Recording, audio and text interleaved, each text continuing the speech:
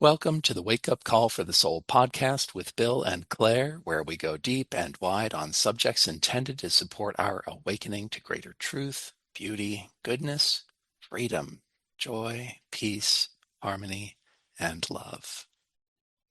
In this episode, we continue our conversation as we pivot to the topic of touching grass, or what is more commonly known as earthing.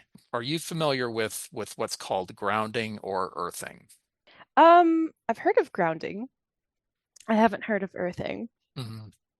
Okay. Yeah, they're the same thing, at least in my world. So years ago, I'll just say I was connected with, I'll call them, how do I call them? Someone who was doing kind of remote healing work, let's say. Hmm. This person said, "You need to ground." I'm like, "What?" She's like, you need to go and put your bare feet on the ground, on your lawn or whatever, for X amount of time every day at least." I'm like, "What?" And and she said, "Oh, it'll help with this, this, and this, and this." I'm like, "This is absolutely ridiculous." And this was, I mean, I don't know, this was probably 10, 12 years ago, maybe. I don't know, where I had this conversation and about whatever. And then I started doing this. Like I started just sitting outside in a lawn chair. I have a backyard that has grass. So I'm taking my shoes and my socks off and putting them on the ground and sitting there. And I wasn't really sold on this thing until I realized that I had been doing this for a while and I'd had this kind of persistent pain in, I forget which elbow it was. One of my elbows. I only have two, thank God. So one of my elbows was in pain.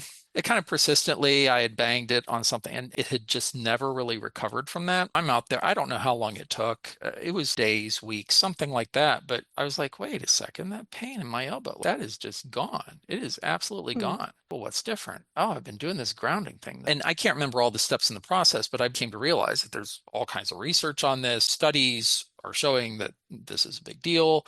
And even indigenous people coming from native wisdom traditions and things, they've actually known this all along. I spend as much of my time as possible grounded. For example, I'm literally grounded as I'm talking to you now because every outlet in most people's homes, if your home is to code, your home, your apartment, wherever you're living, at least here in the United States, you have to have three prongs. There's Hmm. two vertical ones and that round one at the bottom that sort of like makes a little smiley face. So it's that bottom one, the ground, that I have two pads, one underneath my keyboard, one underneath my feet right now that I'm plugged into, that is plugged into the ground. So I'm connected to the earth energetically because I'm touching these conductive pads that my elbows and my feet are on right now. So I sleep grounded, I ground, I do my best to stay grounded as much as I possibly can. And the research is really clear. I mean, it's helpful when it comes to inflammation. It helps with the calming and the soothing of the parasympathetic nervous system. There are so many benefits. It can help with wound healing, pretty much everything, because what you're doing when you connect with the earth is the earth, like we were talking about, what the earth gives us, right? Well, one of the things that a lot of people apparently still don't know is that the earth literally gives us her energies, her healing energies in the forms of electrons, like electron flow, but there are other energies that she gives as well to human bodies to support the health and functioning of our bodies that most people are completely clueless about. So, yeah, I thought it was interesting when I heard in the gaming community they have this thing touching grass. I mean, that it's a literal thing. Like when you touch grass, you're grounding and the longer you do it, the better the benefits are for your health for like every aspect of your being. So me and my family, I mean, we've been grounding a lot for however many years it's been. Like I said, 10, 12 years. I don't know when I first started, but I'll never go back. It's awesome. And yeah, and it's part of this recognition that the earth has all this stuff to give us. And so again, like if the earth desires to give us these things and we don't receive them, then we are cutting off the flow of life. So now I'm sitting here talking to you grounded, and I'm also expressing to the earth my gratitude, my appreciation when I think of such things as like in conversations like this, I can express my gratitude to her. Thank you for giving me this energy, this life, this healing that's perpetually available for the asking. And the asking involves touching the earth or touching things that are energetically connected to the earth, which includes trees and rocks and water and, all these awesome natural things. And then when I'm in my home with this box that is meant to protect me from Mother Nature, I get to at least experience these awesome aspects of her, through the grounding technology that I use. So, yeah, thanks for bringing up touching grass. Absolutely. That was interesting to hear about. So the pads, did you say that they plug in? They plug into the Okay. ground. They have this Okay. tiny little thing that just plugs into that round bottom hole on a typical outlet here, which is called the ground. So, and what you need to do is before you do this stuff, and when you buy these products from a place like earthing.com, they'll send you an outlet tester to make sure that because some people's grounds are not grounded properly, so either it Oh, won't work because it's not connected to the earth, or if things are crosswired, you can electrocute yourself, which you don't want to do. So oh, you get an outlet tester, and I always test every outlet before I plug in my grounding things because I take my grounding stuff with me like when I travel, when I'm on a cruise, when I'm in a motel, when I'm wherever I am, so that I can sleep grounded. I take a small grounding pad with me whenever I travel. So that I can stay grounded that way. I mean, that's how important it is to me that I make sure that that piece of equipment goes with me everywhere I go, along with my outlet tester. Yeah, wow. I'm I'll have to look serious. into that. Oh Yeah. yeah. Yeah, I'm hardcore when it comes to grounding and earthing here, let me tell you. Yeah, and there's and if you buy stuff from earthing.com, they'll typically send you a book. It's called Earthing, and I don't know what the subtitle is. Clint Ober's the guy who sort of rediscovered this thing. But there, I mean, there's an interesting story in there. I think it's in that book where he tells a story of where there was someone who recalled a kid on a reservation in the United States, right? So a Native American kid on a reservation, and somehow the kid had acquired tennis shoes with rubberized soles. And he showed them to his mom or his grandma or something like that. Said, "Oh, look at what I got." She said, "Do not put those things on your feet. They'll kill you." You Oh, know?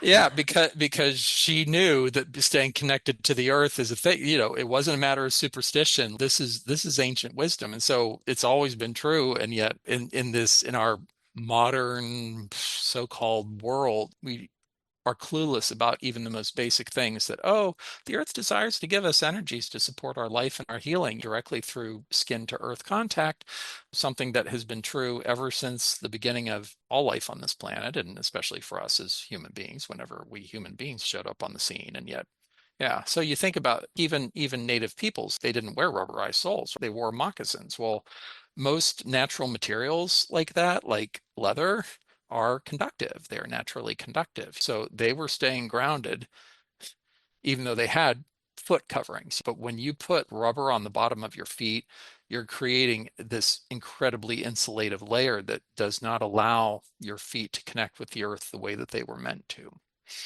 Um, wow. yeah. Yeah, there Um, was this guy that lived a few houses down, a family, and their older son, I remember we would see him walking up the street and like in the grass, and he'd walk barefoot just around the neighborhood. And I remember my family was like, well, that's a little weird. Like, why is he doing that? But now I'm wondering maybe he was onto something. Yeah, there's a good Yeah. chance. Like there's certain surfaces that are human made that are conductive, like concrete is an actual because it's made out of natural elements in a particular way. Most concrete and things like that, they are conductive surfaces. But like asphalt is not a conductive Mhm. surface because of, I think, the organic compounds. It's a lot Right. like, it's a lot like rubber where it literally prevents the flow of energy and Yeah. electrons through it that you would want. But yeah, no, I mean, I remember seeing kids walking barefoot, and there's a lot of wisdom in that. And now, and it's not just, I mean, it's not just esoteric or ancient wisdom. This stuff is backed up with hard science. I mean, for people who care about such things, actual, research studies done, and looking at different kinds of designs, some of them experimental, some of them not, some of them are more correlational studies, I think. Man, I do not want anyone to believe what I say. Oh, Bill said it, therefore it must be true. I mean, like anybody's doing that anyways. You can test it for yourself. You can do it yourself and engage in a practice or change your lifestyle in such a way that you engage with it and you see what happens. I mean, the first time that we put grounding pads on our beds in our house, we did my son's bed and my wife and my bed. We did them the same time. We put grounding pads on them. It was our first time, and all three of us are up, completely wired at 3 a.m. in the morning. We're like, what's going on? What is happening?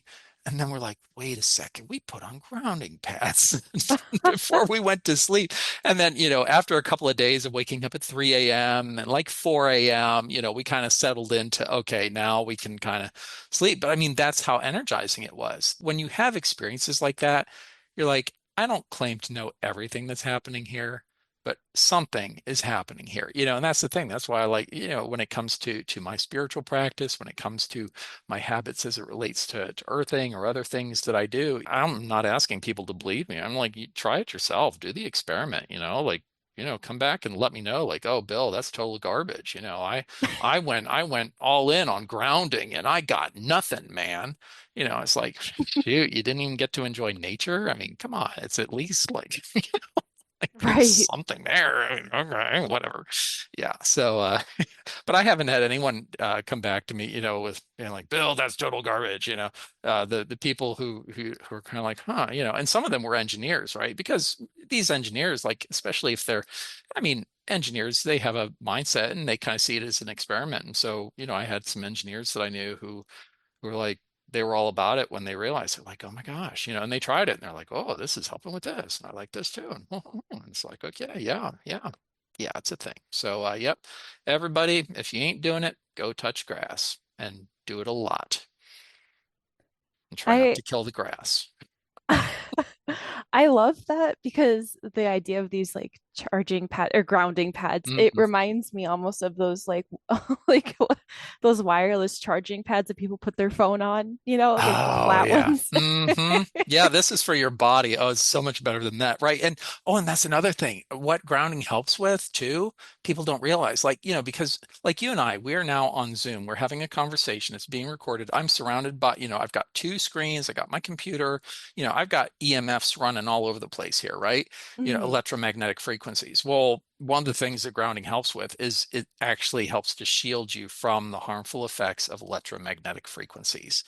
That's another reason to especially do your best to be grounded while you're working with technology, with electronics and things like that. So I remember, this is reminding me. So when I worked for a human services nonprofit some years ago, I was working in one of the conference rooms, and I worked grounded at my job. I took a grounding pad with me that I would put underneath my keyboard. I tested every outlet before I put it in. If I'm in a conference room, I don't know if the outlets work, so I have to test the outlet. So I plugged in my pad there, and the HR director, she we had a meeting or something. She came in and we're talking. She's like, "Do you have carpal tunnel?" Like, "No." She's like, "Well, what's with that pad?" And I can't remember. I think I told her, I said, "Oh, it's just so that I can stay grounded, you know." And I don't think she had any idea what I was talking about. And I don't think she was particularly curious. But as an HR director, she's concerned that I'm going to be putting in a workers' compensation claim, right? Ah, Because I receive these injuries of repetitive stress on the job. I mean, it's like I can read her mind. People, anyways. So it's like, no, don't worry. I'm not going to bring a workers' compensation claim against the agency for repetitive stress injuries because you make me type so much. So, anyways, yeah, but that just reminded me of that. Yeah, I stayed grounded at work.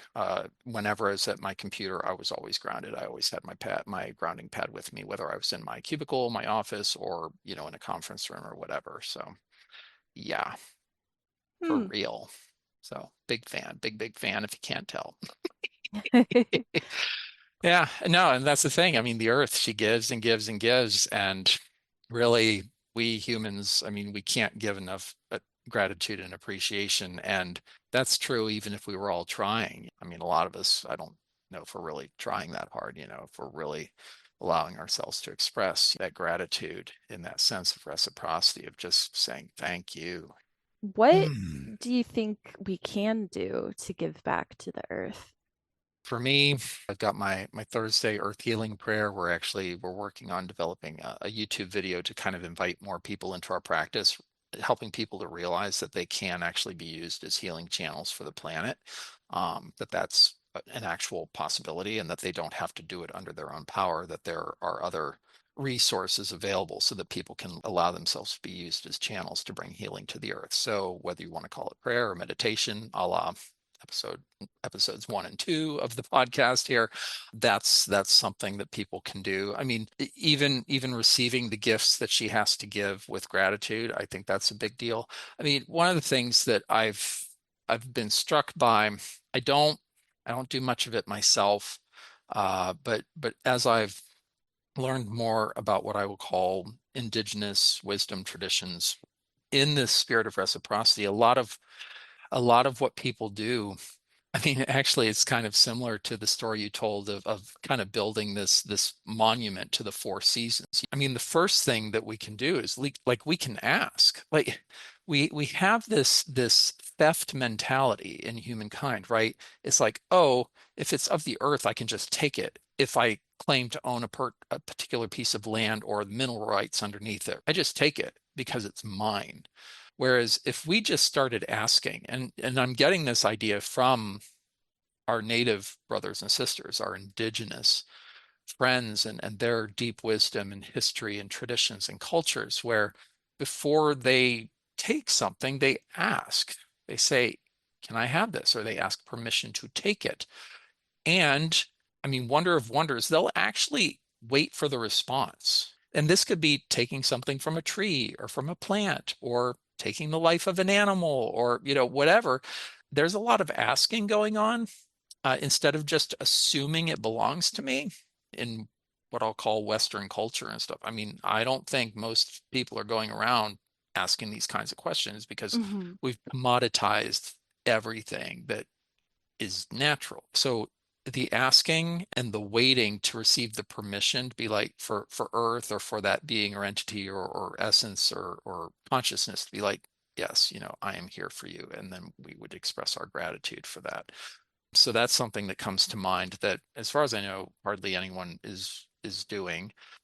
And then, I mean, another thing is offering something in return. Like, and by giving something in return, what I've seen, and I don't claim to have any deep wisdom or understanding of this, but the idea that token gifts can be given. I guess the book that comes top of mind for me, where these ideas were presented as well, is Robin Wall Kimmerer's book, Braiding Sweetgrass. She's amazing. She's a brilliant biologist, but then she also just has this incredible capacity for poetic expression. And so she merges science and native wisdom and spirituality in this just beautiful blending. But she has some of these stories of this kind of giving and receiving, of receiving things and then making small kind of token offerings to just be like, Earth, thank you. I'm giving you this as a small token for the vast riches and abundance that you have blessed me and my family with and things. So, I mean, there's a story in the book where I think it was a ritual in her family where they would go camping or something, and then like her dad would always like pour out part of the coffee before he drank it. And I can't remember all the details in the story, but part of the idea was that he was returning to the earth part of what was hers. Like, because it's kind of silly, right? Like anything that we give to the planet, she already has, right? Hmm. Because she gave it to us in the first place.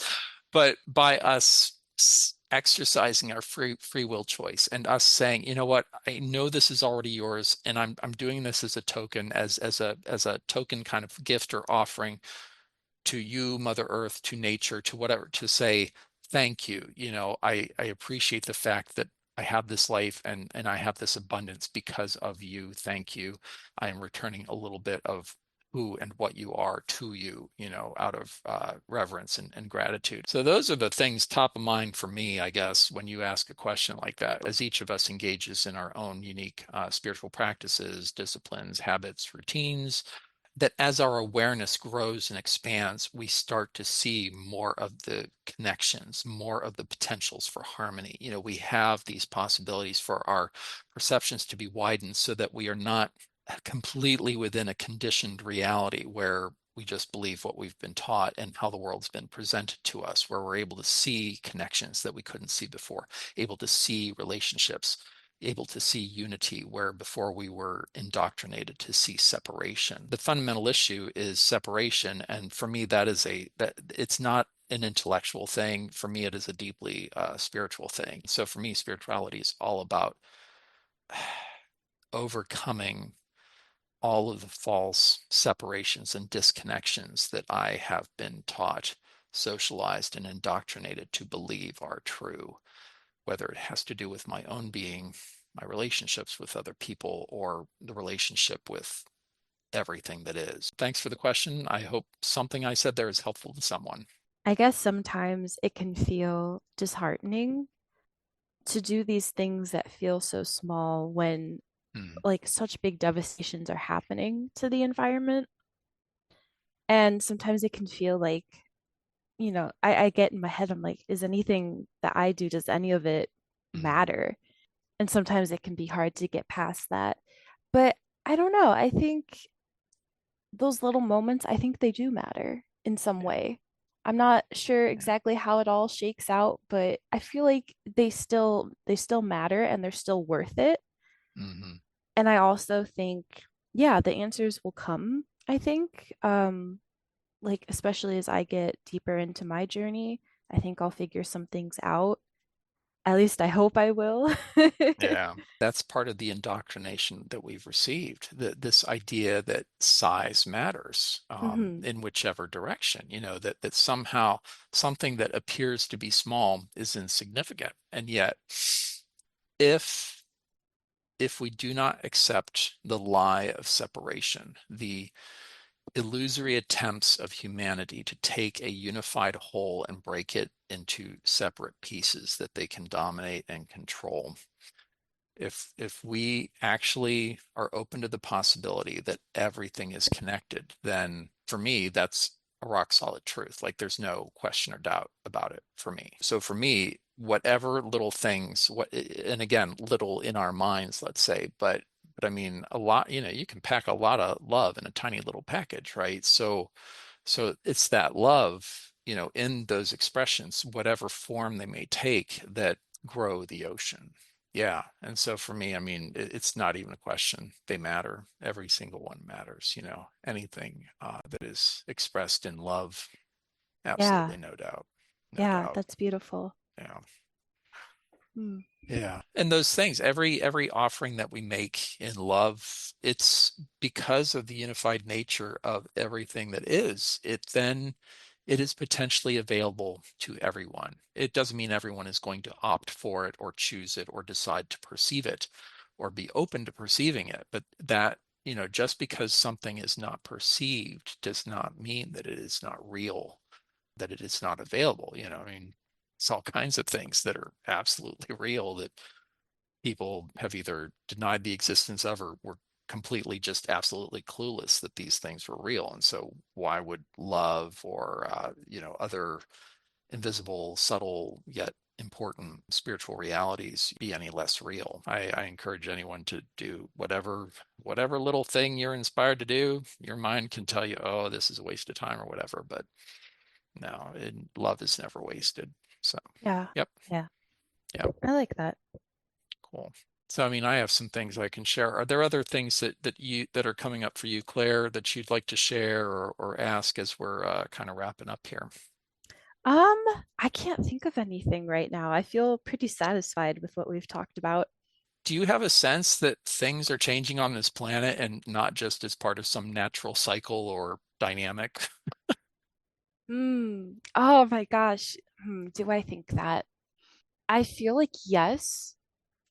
I don't know if I've been influenced because I've been seeing a lot of people like on Reddit talking about it. Yeah, yeah, Um, yeah, especially like with like stellar friends and those topics. yeah, yeah, But do I personally feel that way? I feel like yes. yeah. But I don't know because sometimes I'm like, oh, is it changing for the worse or is it getting Mhm. better? I do feel like something is happening though. Yeah.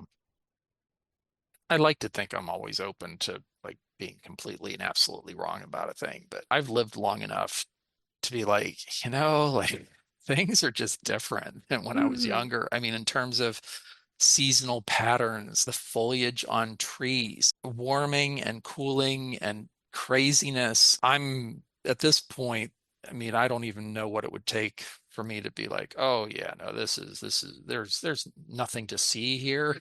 I think that there's a Hmm. lot to see here. And my sense of it is that the what's happening, like these are, it's kind of I consider the phase that we're in right now to be a warm up for what's coming. We're kind of getting little doses here and there to kind of maybe help us to soften up a little bit. And my sense is that there's going to continue to be these waves of change, and some of them are going to be, a lot of them are one way or another going to be manifested through the planet, through her various systems and processes and things. And I consider all this to be actually part of a plan that the source has to help our species kind of wake up and Yeah. change course. And I don't think this is actually the first time this has happened on this planet, but I believe that this time is very different from prior times where these kinds of things have happened. Because again, I don't think we've ever had 8.5 plus billion people on the planet, Right.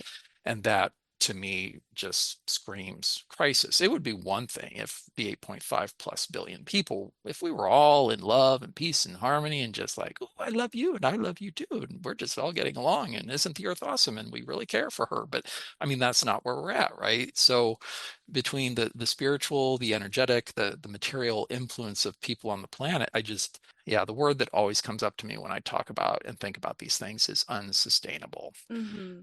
Our current course as a species on this planet is unsustainable. Yeah. And if there, and I would love for anyone to tell me somehow that it is. I mean, I just really like to kind of have a good laugh at that argument, and maybe Yeah. a cry about it A too. But cry. Yeah. just like, really, you really think we can just keep doing this, and that the bill is just never going to come due? And again, I mean, okay, say I'm dead and I don't even believe in an afterlife. Well, if I have kids or descendants, do I care about them?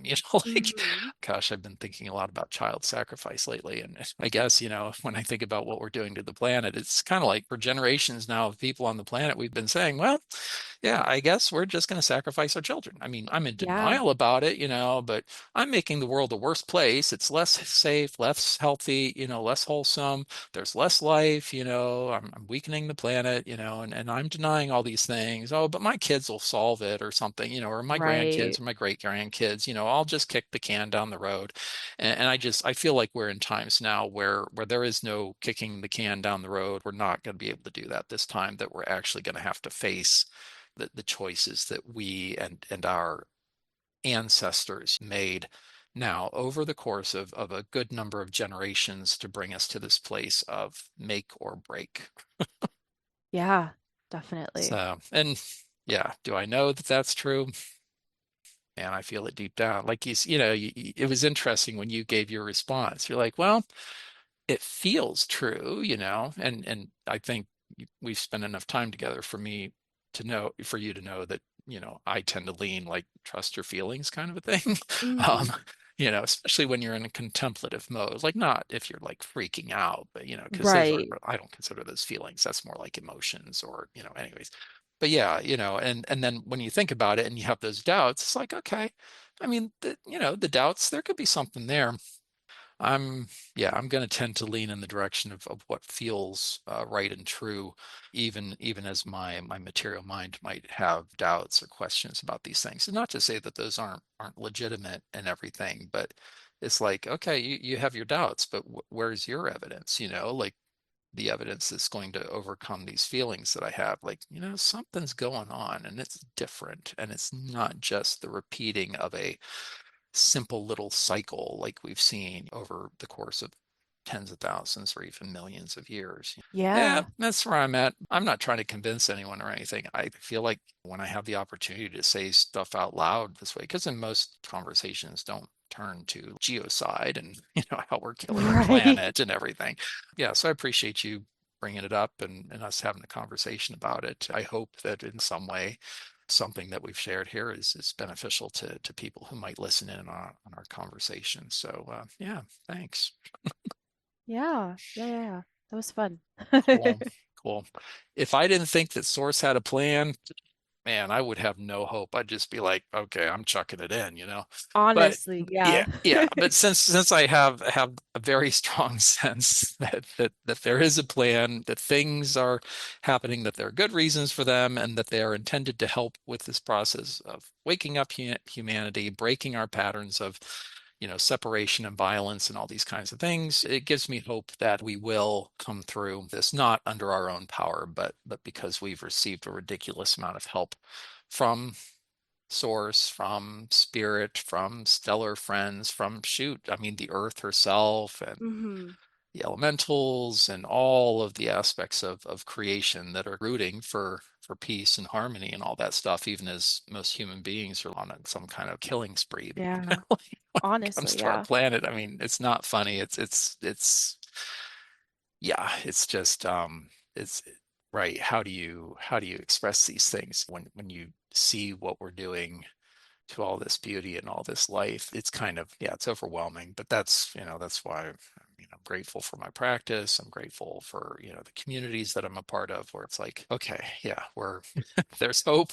There are things we can do. Yes, they do matter, and they will matter. Yeah, and it's just like we talk about practice in here quite a bit. It's those drops. You engage in a practice, a habit, a discipline, day by day, moment by moment. This is how mountains are worn down. This is how valleys are made, through tiny little drops of water. So I feel like it's the same with any issue that just feels too big and overwhelming to deal with, that we can kind of trust little drops of water do add up and Yeah. change the world. So yeah. Oh, that's beautiful. Thank you so much for listening to this episode of Wake Up Call for the Soul with Bill and Claire. May we love ourselves and all more and more with each passing moment. We wish you the very best and highest. Until next time.